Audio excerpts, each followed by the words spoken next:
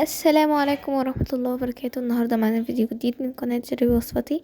قبل ما نبدأ الفيديو ما تنسوش تشتركوا في القناة وتضغطوا على اللايك وتفعلوا زر الجرس عشان يوصلكم كل جديد من فيديوهاتي. ويلا بينا على الفيديو. دلوقتي يا جماعة زي ما انتوا شايفين معنا حلة فيها مية وحطينا عليها معلقتين من الملح. هنسيبها على النار ونروح لتتبيلة البانيه. معايا دلوقتي صدور بانيه، هبتدي اتبلها واحط عليها اول حاجة فلفل اسود،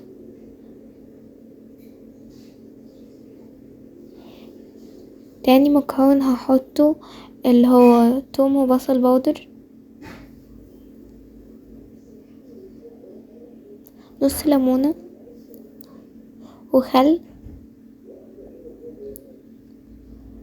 ولو في باربيكيو هنحط، لو مش موجود هنحط بهارات فراخ، والمكون ده يمكن الاستغناء عنه عادي.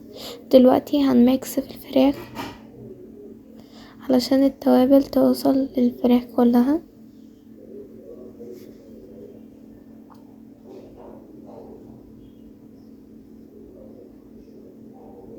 هنسيب دلوقتي صدور الفراخ دي تتبل وهنروح على نعمل المكرونة.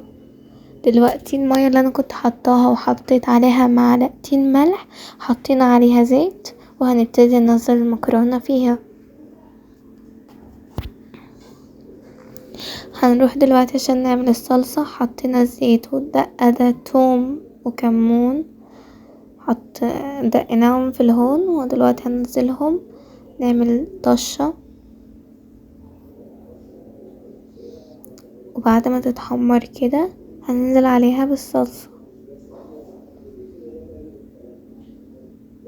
دلوقتي هنبتدي نفكك المكرونة من بعض عشان لما بتتسلق وبيفضلوا على بعض المكرونة ممكن تعجن، ممكن تبقى واحدة نصها مستوي ونصها التاني لا.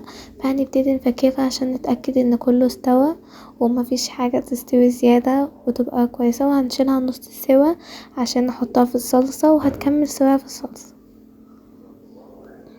دلوقتي هنرجع للبانيه وهنبتدي ايه بقى نعمل زي كرانشي او الغلاف اللي بيبقى برا، هنحطه في الكريسبي وهنعمل الكمية.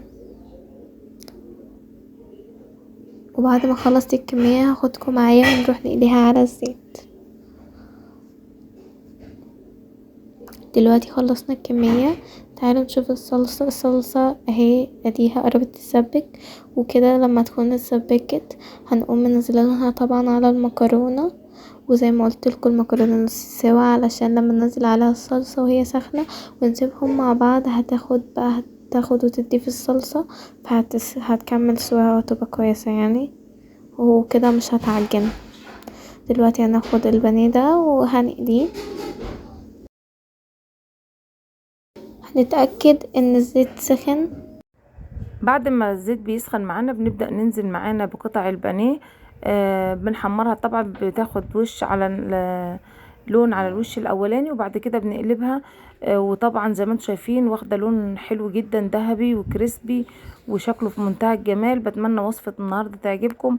اتمنى لو عجبكم الفيديو متنسوش الاشتراك في القناه لو اول مره تشوفوا قناتي، واللايك والشير عشان الفيديو يترفع والكل يستفاد. بشكركم والسلام عليكم ورحمه الله وبركاته.